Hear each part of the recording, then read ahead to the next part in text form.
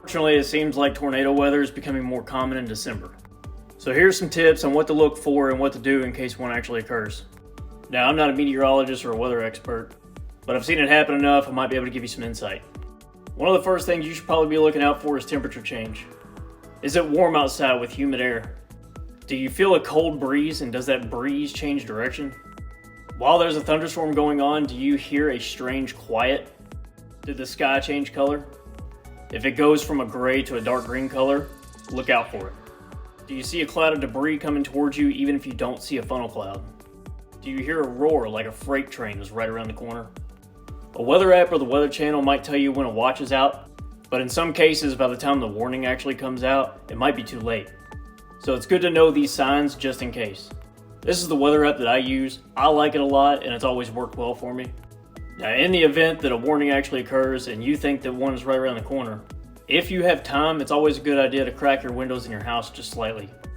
What that does is it allows the air pressure to move through your house and out your house without busting your windows open. If you don't have time to crack your windows, that's fine, just seek shelter.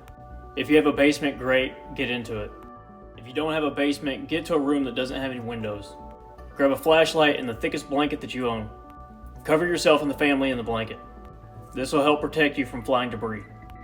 If you're driving and you see one touch down, the best thing that you can do is try to drive to the nearest shelter.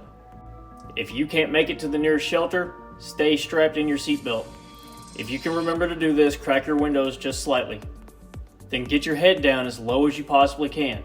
This way, if debris comes through the windows, it's less likely of a chance that it's going to hit you in the head. If you're inside of a house, barn, or building, I don't recommend holding on to anything. Contrary to what you see in the popular movie Twister, very few people have metal bars that they can strap themselves to that go 20 feet in the ground. So chances are, if you're holding on to something, you're going to go with it.